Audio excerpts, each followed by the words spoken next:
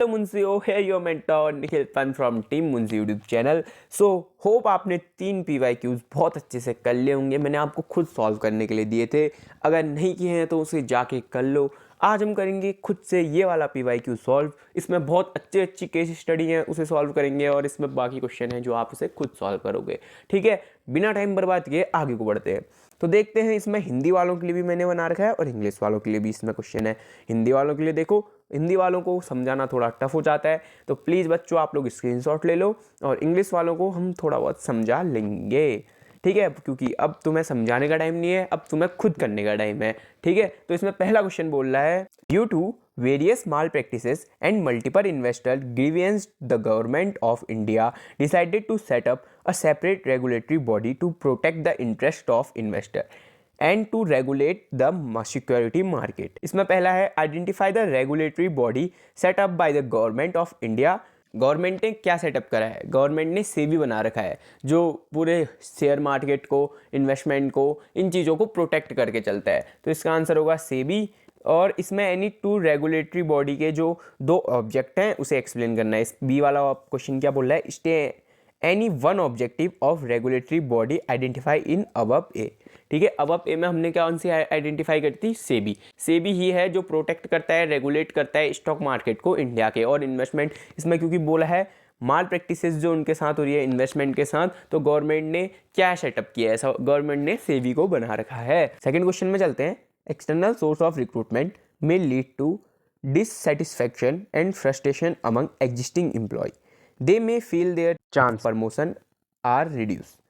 Give 2 solution when external source may be used without dissatisfy existing employ. देखो इसमें क्या बोलना चाह रहा है, कोई एग्जिस्टिंग स्टाफ है वो डिससेटिस्फाई हो जाता है या फ्रस्ट्रेट हो जाता है एक्सटर्नल सोर्स ऑफ रिक्रूटमेंट से, ताकि उसका प्रमोशन रुक जाए। जैसे आप किसी कंपनी में हो, पहले से काम कर रहे हो, तो आपकी जगह किसी और को रिक्रूट किया है आपके हायर लेवल पर, आप सोच रहे हो कि हाँ मुझे प्रमोशन मिल जाएगा, मैं अपने से ऊपर के अथॉरिटी में चले जाऊँगा।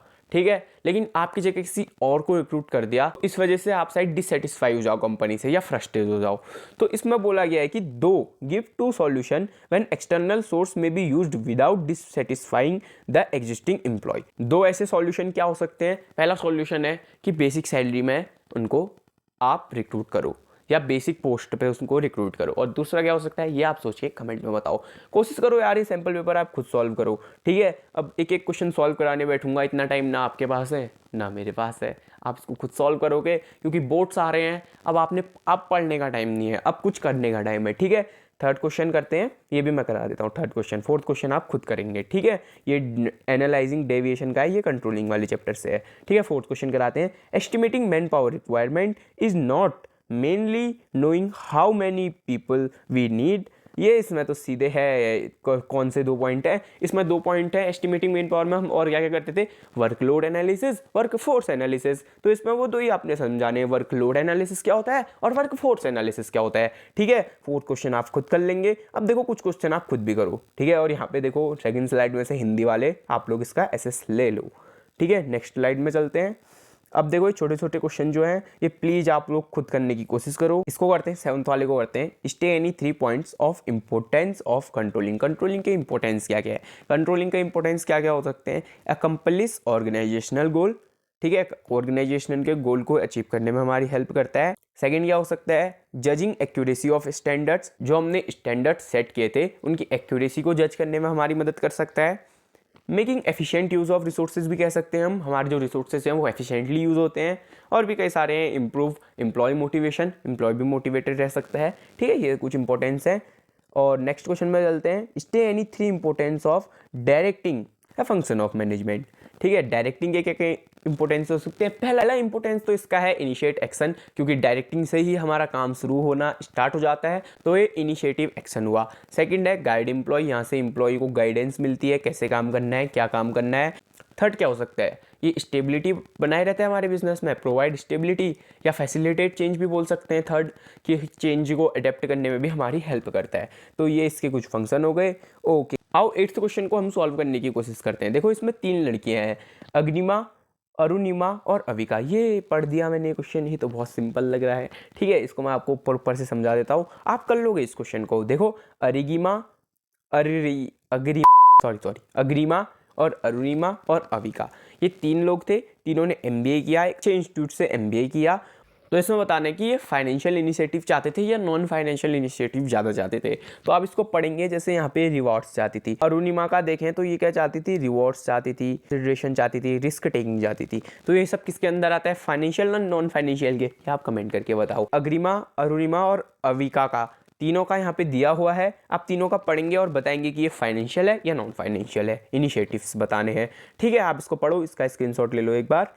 ओके, नेक्स्ट क्वेश्चन में चलते हैं। Explain the right of consumer as the provide by consumer protection act 2019। तो इसमें पहला है right to seek redressal. Right to seek redressal में क्या होता है, राइट टू सीक रिड्रेसल में होता है कि जो आपने अगर कोई आपके साथ अनफेयर ट्रेड प्रैक्टिस हुई है तो उसकी जगह आपको कंपनसेशन दिया जाएगा। आपको बस इसकी एपिटोमी दी है, इसको डिटेल में आप कैसे लिखेंगे या आपको बुक में से चेक करना पड़ेगा। लेकिन राइट टू सीक रिड्रेसल में क्या होता है, आपको कंपनसेशन दे दिया जाता है आपके साथ कोई भी अनफेयर ट्रेड प्रैक्टिस होती है तो। सेकंड है राइट टू कंज्यूमर एजुकेशन। इसमें क्या होता है, कंज्यूमर एजुकेशन के बारे में, कंज्यूमर प्रोटेक्शन के बारे में कंज्यूमर को एजुकेट किया जाता है। Give the meaning of consumer as पर consumer protection act 2019। Consumer protection act के अकॉर्डिंग इसकी डेफिनेशन क्या है, consumer is defined as any person who buy any goods for the consideration which have been paid or promised or partially paid and partially promised or under any scheme of deferred payment। ठीक है, ये consumer protection act के अंदर इसकी पूरी definition है, एक अच्छी डेफिनेशन जो कंज्यूमर प्रोटेक्शन एक्ट 2019 के अंदर लिखी गई है।